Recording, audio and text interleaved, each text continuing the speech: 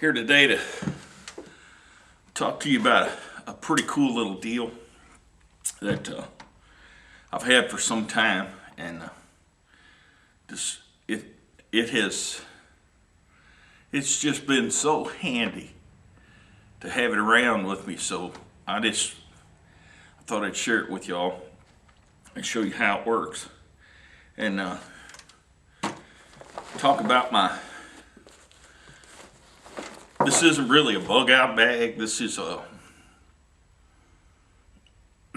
more like a get home bag or a get to help bag. We carry this. I carry this just about everywhere I go, and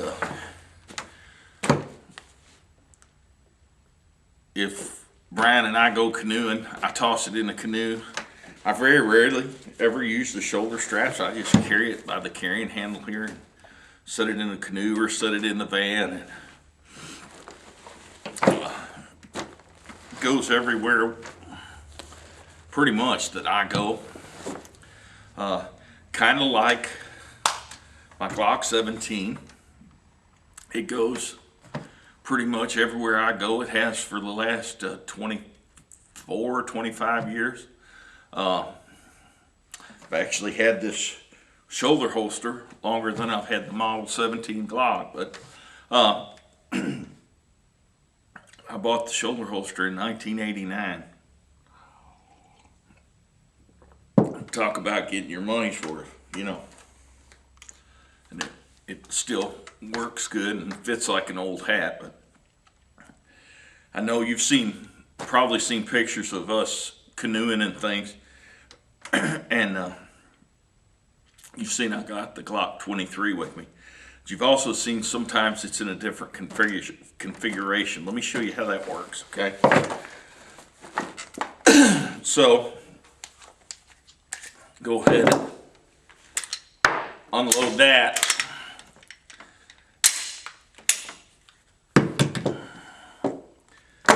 I'll set that magazine way over there, so we don't run the risk of getting that involved in this deal. All right, so like I say, I've got this with me most all the time, wherever I happen to be. You really get hard pressed though sometimes when you're depending on what you're going to do. Well, do I need my 9mm, or should I take a 22, or should I take 357 revolver? You just, depending on what you're doing, depending on what gun you need. And a lot of times I find myself tossed between just needing a 22 for just general plinking fun, squirrel hunting, should I need to, dispatching a dangerous little varmint, should I need to, and carrying a self-defense gun. So what I have done is I've made it where I got the best of both worlds. Let me show you what I mean.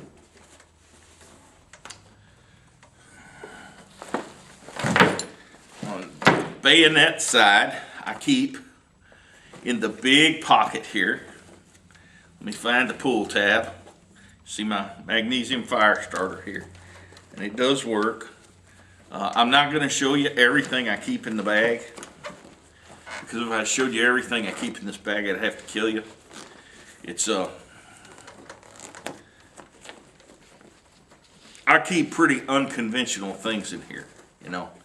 People say, why do you keep that in here? I have a reason.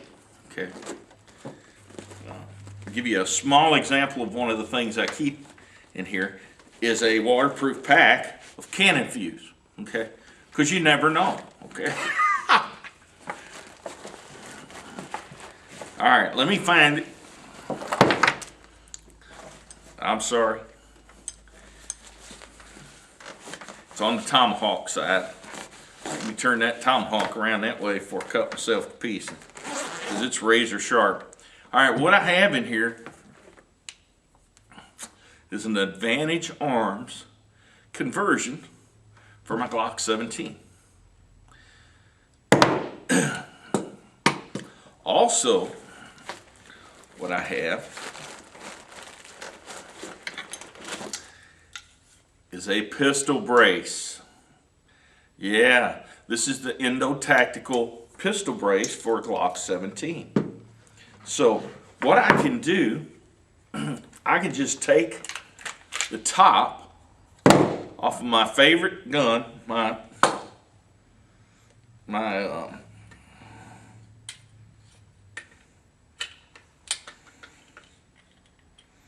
and then all I gotta do, let me see, I like to lost my barrel out of here. There we go. All I gotta do is take this top and slide it right on here. And now I have a 22 Glock. Then I take this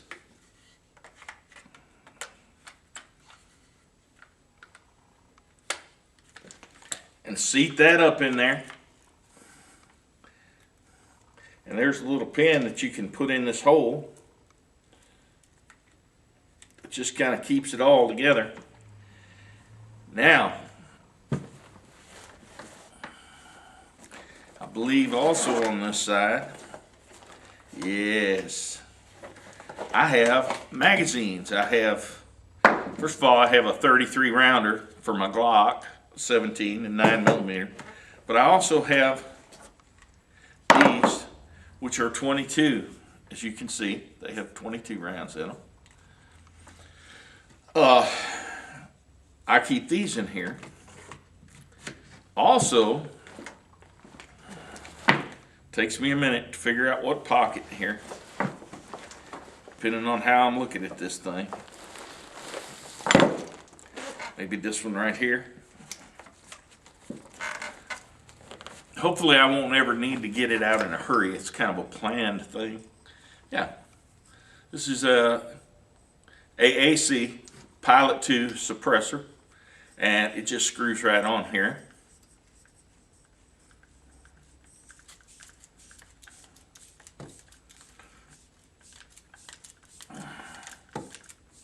For now, for all intents and purposes, I have a 22 caliber SBR that I can squirrel hunt with, that I can shoot me a snapping turtle with, and make me some turtle soup if I need to eat.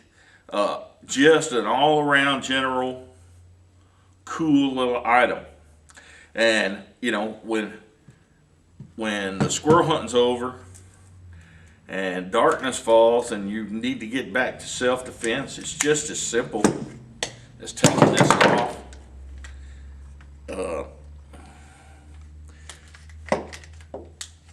Taking this off.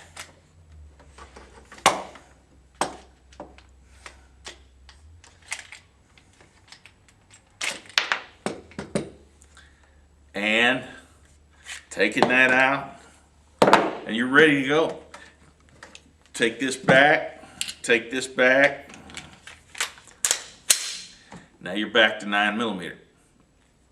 So, pretty cool little system. I just want to let you all in on it and show you how it works. And one of the things that I keep in my get home bag, and might talk a little more about the get home bag at some later date, but right now my secrets are staying with me about what all I keep in here. Like I say, pretty unconventional stuff, but everything that's in here,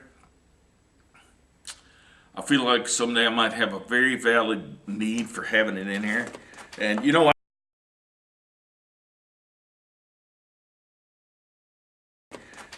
I keep the usual stuff too. I keep about 4 small meals. I have a penny stove that I have made that I keep in here. I keep a bottle of heat, the yellow heat, which is really just methyl alcohol to fuel the penny stove. I got about 4 different ways to make fire. 4 different ways to make fire in here. I have an emergency blanket, and it's one of the good ones. It's the orange Saul, which are reusable and tough, and they work really well.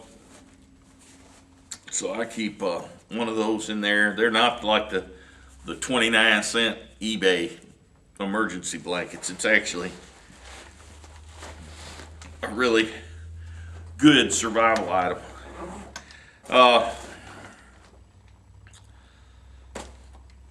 Let me see. I keep first aid kit, of course. I keep different types of little hand tools.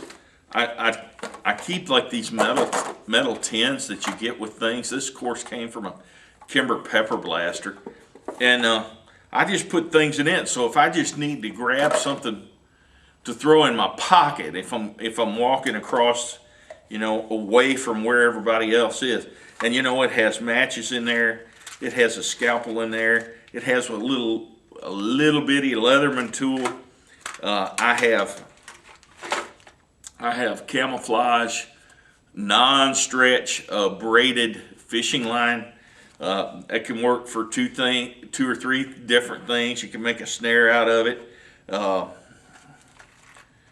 I have lead head jigs with some tails, and I found that the red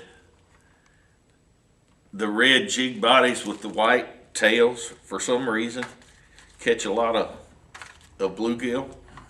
I don't know why.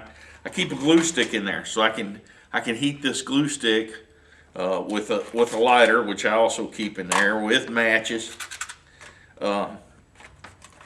Some Gorilla Tape just rolled back on itself. just some general things that I might need, and I keep them. Like I say, if I come across anything that has these metal boxes in there, I'll just hang on to them, and then I take the girls' ponytail holders and keep the box closed. Also, and you say, well, it's not very quiet. I'm not worried about quiet, y'all. I'm not sneaking up on anybody. I'm a 56-year-old, 350-pound old man. My sneaking days are long over. But these ponytail holders, like these hemostats right here, these are good for getting hooks out of a fish mouth. And you'll see the way that I hook them in. I basically take that ponytail holder and run it back through. Once I stick this through a belt loop, and then let it go. And that way, if I need it, all I got to do is pull out, and it comes out. So you also know, you've probably seen some pictures of us canoeing, where I will unsnap this, and I have a little wooden handled shovel that fits, and I carry it right here across the back of the pack, and then I use this to kind of snap it and lock it in. I put the handle in right here and snap my shovel in, and man, that shovel, I can't tell you how handy it comes in. If you like, we're canoeing sometimes in places where the banks are so high that we can't get out if we had to. I mean, usually the idea is we put in a boat ramp and we float down to a boat ramp farther down river, but that's not always the way it works.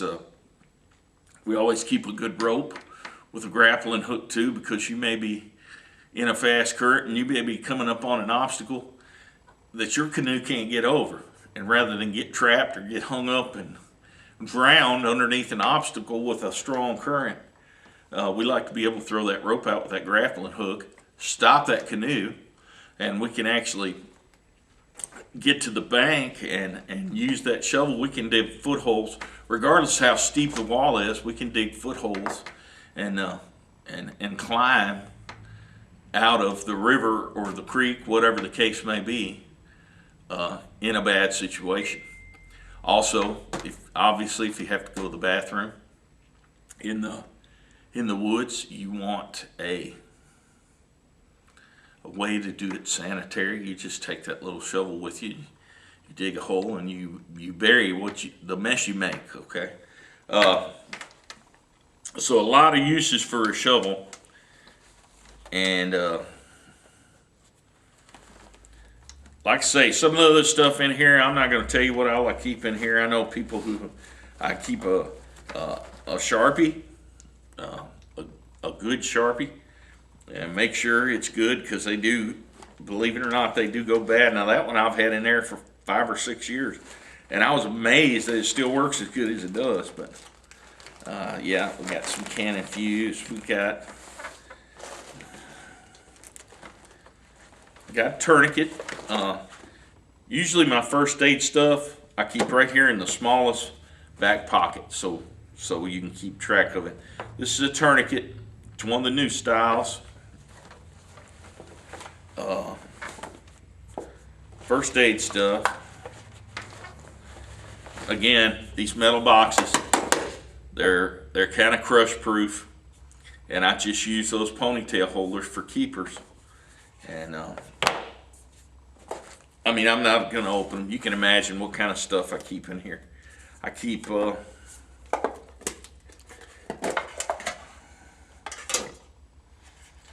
some combat gauze. There's a micro shield for CPR. There's a roll of regular white gauze. And I think this one is just the everyday stuff. Band-Aids. Yeah, Band-Aids, chapstick, triangle bandage to make a sling with. Medical tape just rolled up on itself.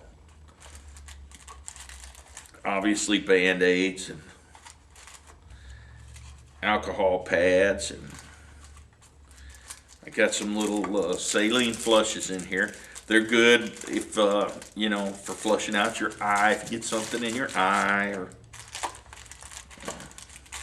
no, I'm not putting them in anybody's veins. They're just a way to carry some sterile saline so that you can do things, get things out of people's eyes and stuff like that. Just general, just a little first aid kit. Like I say, chapstick. Man, you'd be amazed how handy that chapstick comes in. And so I always try to keep a new tube of that. And it's really a good thing to just have this stuff around. Like I say, I got several different meals in here, different kinds. I need to probably change some of this out. This is getting old. I got hot chocolate. Of course, I keep ramen noodles in here. Keep a can or two of tuna. Now you can keep pouches of tuna, which is pretty cool. I keep coffee. I found that out in the mess, this is really the best tasting coffee you can have. And whether it's Taste or Choice or Folgers, it doesn't really matter. It's all about the same. But this is just instant coffee, and that way all you have to do is heat some water. I have several different ways to purify water here. I always keep some some hot chocolate that's got out of the main bag, so I better throw that away. It's probably been wet a few times. But like I say, we keep a can of chicken and tuna. I keep an antenna, portable antenna for our GMRS radios, for our emergency radios. And this allows you to, the paracord allows you to throw this up in a tree, this weighted end. I put this on here, throw the weighted end up in a tree, and we can drag this antenna up. So our little handheld radios, this big antenna really increases the range of them. So it's that it's like a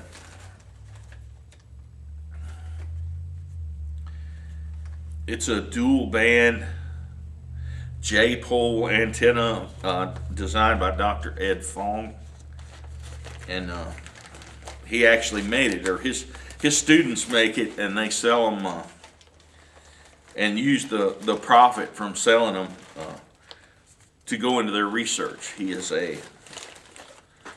obviously he's Dr. Ed Fong. He's a professor, one of those colleges out there in California now, but one of the best really emergency products you can have as far as communications go. And people are amazed because,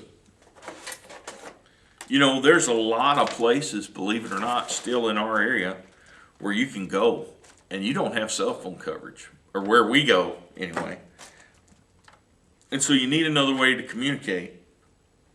We have handheld emergency radios that allow us to communicate on an emergency network should we get in trouble and need help and not have cell phone service.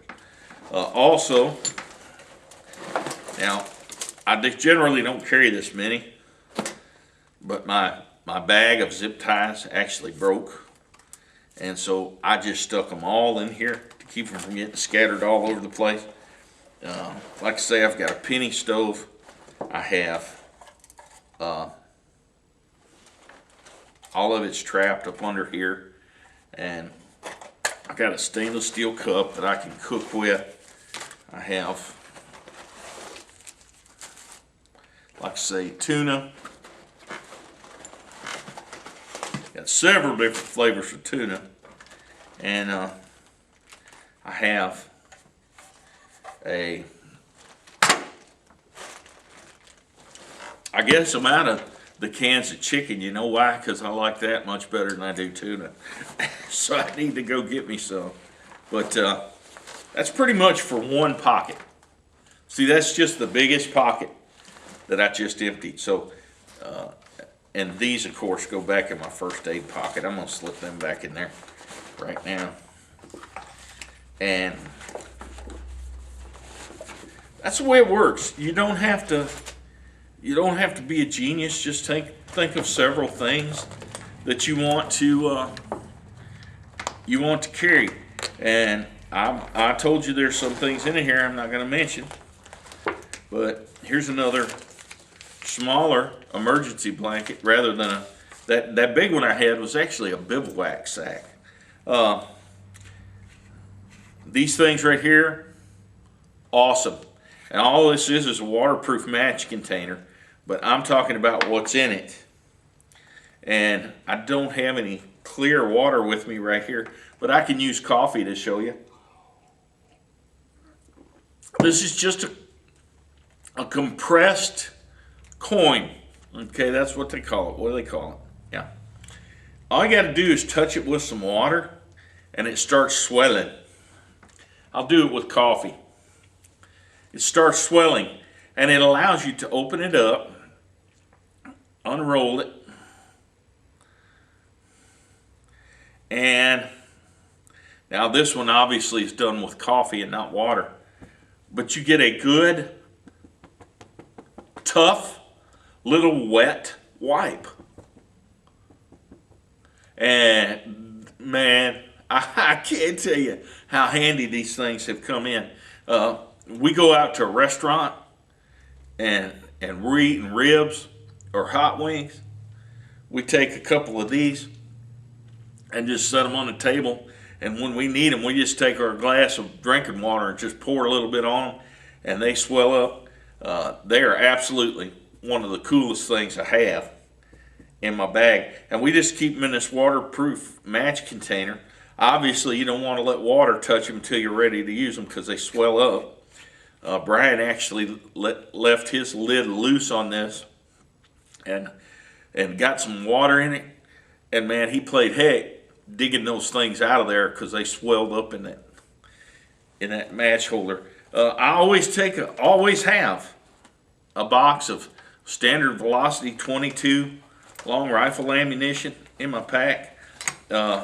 Obviously, a Bible comes in handy. I'm getting so old now, though, I probably need a magnifying glass to read it, but you know what? We're okay because I got that too. I have camouflage face paint. You never know. Just like any kind of hunting duck hunting, you got that darn face just glowing, you know, so you might need to knock that shine off that face. And all right, guys, so really this wasn't supposed to be about my go bag. It was supposed to be about the Endo Tactical pistol brace and my Glock 22 conversion kit, which lets me have basically a short barrel rifle in 22 LR, or I can use the Endo Tactical for my Glock in 9mm, and put this in there and have that outfit right there. So pretty cool deal. Y'all look into it. Now, as far as I know, Endo Tactical only makes those for the old school Glock 17. They don't make them for the 19. They don't make them for any, you know, the 26 or any other ones like that. Just the 17. And of course it has to be the 17 with the hole back here. That's where the grip goes. So, or that's where the pistol brace secures at. It just secures up in that hole. And then as you push it up, you snap it in right here. Tension holds it onto the back of the gun right here. So, but I'm telling you, we have shot this, and I'm very easy. Hit man-sized targets at 200 yards with this, no problem. Ring a bell all day long because you got good shoulder support, and just press it off, practice good trigger reset. You'd be amazed at how far these handguns that you carry will shoot and be accurate to it. It will amaze you. All right, I decided since we were talking, I would go ahead and put my shovel on here, show you how I carry the shovel. I just strap it in. I use this, and strap it in there. You'll notice it's really good steel. I know several years ago when I got this little shovel, Brian laughed at me because I spent all day Saturday and Sunday putting a really sharp edge on this shovel, and you know, he laughed at the fact that I was spending so much time getting an edge on that shovel. And then I noticed when we're canoeing and we stop somewhere, this is the first thing Brian gets out to chop some weeds down, knock some limbs off some trees because of the sharp edge up here. So he didn't laugh anymore when I took this little shovel and dug footholds in a mud bank that he had spent 4 minutes and got extremely muddy trying to drag himself up this slick incline, and I just took his shovel and dug me out footholds as I climbed, and I was up there in 40 seconds, you know. So this shovel is an awesome addition. Also, I wanted to show you where I got a little holder here. This is, you can get these at Radio Shack. These are basically a cell phone holder. I got this holder on here, and it holds our little handheld radios. And these radios are cool. I got the weather channels programmed into them. We have 3, 3, 4, 4, 2, 8, 9, 8, that's it, 5, 4, 5, 6. Showers after midnight. Mostly cloudy. I have all the weather channels programmed into them, so no matter where we are in the country, we have all 10 weather radio channels. I have a GMRS programmed into here. I do have a GMRS FCC license, and we have the MERS channels, the multi-use radio service. Of course, I keep a good tomahawk. I keep it very sharp. I keep a bayonet. The bayonet, you need a really tough knife, and these bayonets are extremely tough. Then they're extremely tough to get a real good edge on, so be prepared if you carry a bayonet to spend a lot of time putting a good edge on it. Of course, I can use the false edge up here to make a spark, start a fire with my fire starter. I also keep some potassium permanganate in here to sterilize water. I keep some iodine tablets to sterilize water. Like I say, I carry some things in here I'm not going to tell you about, because some of the things in here, if I told you again, I'd have to kill you. I want to show you a little trick though. I really like to take these ramen noodles and this little can of chicken breast. You can see by the brand name where my survival store is. It's Dollar General. But look, you can take a can of these ramen noodles. You take a can of this chicken. Take you some condiments. Hot sauce is a good thing to keep. This Texas Pete, just drop that in there. Drop you a plastic fork in there. I've got some here somewhere. Then you can take you these. These are Mylar bags like you put food in to keep food from going bad.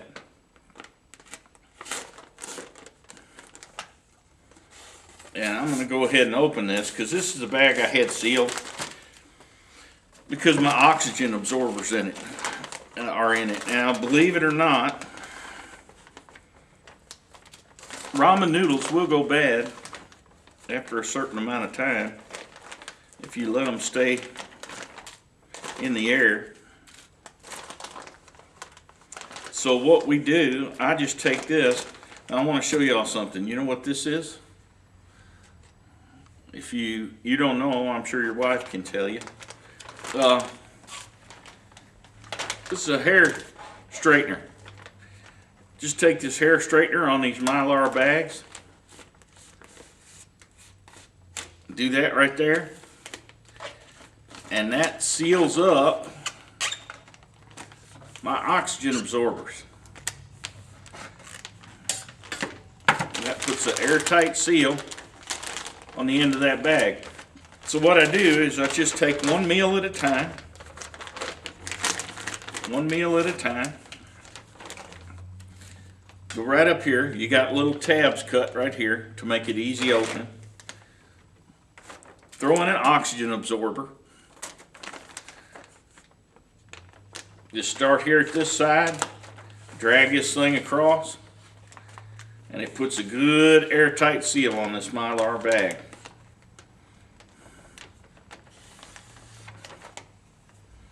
Now, I'll lay this flat and go ahead and put it in the big compartment of my go bag.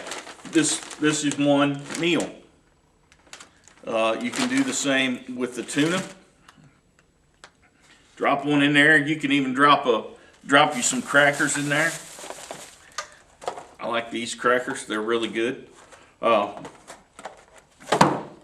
You just put them in there, put some tuna in there, put you some Texas Pete in there, and seal that bag. You can even throw you a thing of coffee in there. Now I keep my coffee out separate because I use it quite a lot, even on short trips. So I usually keep my coffee out where I can get to it. I don't have to open one of these to get to coffee or hot chocolate. But this lets me know if I grab this, I got a meal. So just some ideas, and after a while that oxygen absorber will work on this air, and this thing will basically suck itself flat to this, so it's compact, and I can pack it away in this backpack. And even this tuna, just like this, is good for 2.5 years, you know, if you look on the date. So I happened to look on these, and some of them are just a few months away from being out of date. So I went and got me some more, and I'm going to redo my pack up. I just wanted to let y'all know some of the things that I carried all the time. And like I say, this isn't really what I'd call a go bag. This is kind of a get home bag. This is kind of a thing where if we get stranded, you know, on a canoe trip, rain comes, river gets up, things get dangerous, we can actually live for a couple of days. And we got stuff in here to make a shelter. We got stuff in here to eat. We got radio communications. I have signal flares. Just all kind of stuff you can think of. And it's very easy because when we get ready to go, I just pick it up by this handle here, and I drop it in the canoe, you know, and comes in extremely handy. So I'm gonna let y'all go. Thanks for watching. Like I said, like, click, and subscribe, and click that little bell, let you know when I do a new one.